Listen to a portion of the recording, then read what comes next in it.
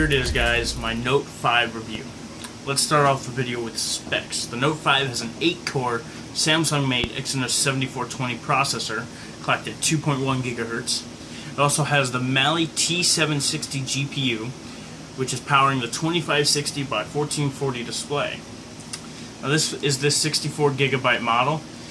I got the 64 gig so I wouldn't run out of space as quickly as the 32 gig. Still, the 64 gig isn't enough for me, as I like to have all my music stored locally. That way I don't have to worry about data being used up by streaming my music when I'm out and about. With a 40 gig or so music library, a 64 gig phone isn't quite enough for me. And even with 4 gigs of RAM, this phone can't multitask as well as other phones in the price range, and even cheaper phones can do better. LG G4. I've been able to have maybe 5 or 6 apps open at once before it starts closing them. The fingerprint reader is good. It's not Touch ID good, but it's good. Haven't been able to try the Samsung Pay since none of my cards are supported, but I'm sure it works as good as Apple Pay. The phone also has a 3000 milliamp hour battery. It gets me 4.5 to 5 hours of screen on time. Now, design. This phone is the best looking phone made by Samsung. I'm going to go even as far as saying this is the best looking phone in the entire Android platform. You've got both front and back Gorilla Glass, a metal frame, precision cutouts for the speaker, very reminiscent of the iPhone 6, and the very addicting clicking mechanism on the S Pen to keep it flush with the phone. This is easily the best designed phone Samsung has ever made. But that doesn't mean there aren't issues. Without a case, this phone is really slippery. So if you buy the Note 5, you must get a case.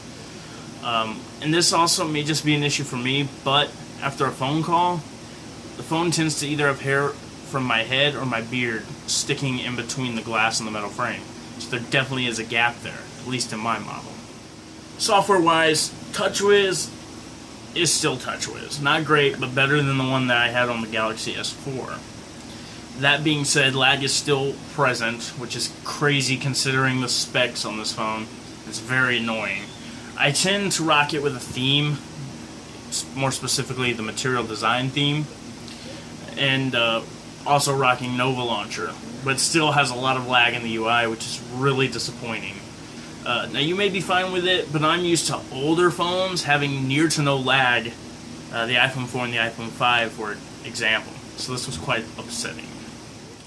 The cameras are amazing. The 16 megapixel rear-facing camera takes some amazing shots. As you can see in the pictures here that I'm overlaying somewhere, they really do look crisp and clear.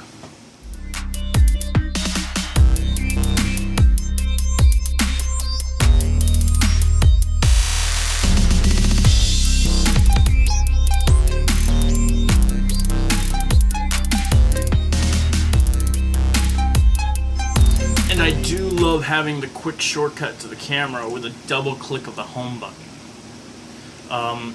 The front-facing camera is really good too, at 5 megapixels. It has a wide-angle lens so you can fit more people in them selfies. The only bad thing about the front-facing camera is all the post-processing done to the photos. The beauty effects are very overkill on this phone, but to each their own, I guess. Benchmarks are pretty good, but they don't mean everything. Even with the very high scores on Geekbench, the phone still lags and stutters. But anyways, it's got a 1458 in the single core and 5193 in the multi-core score. Pretty damn good, especially for a phone.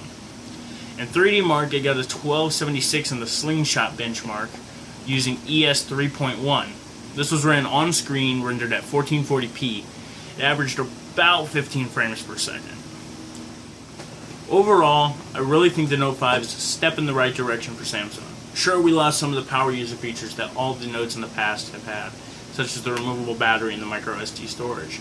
But what we gain is a device that doesn't feel like it belongs in your kid's toy bin. That being said, they still have a good ways to go. The software is still crappy. I feel that if this ran stock Android Lollipop, it would be so much better. Even though I like this phone, I won't be keeping it.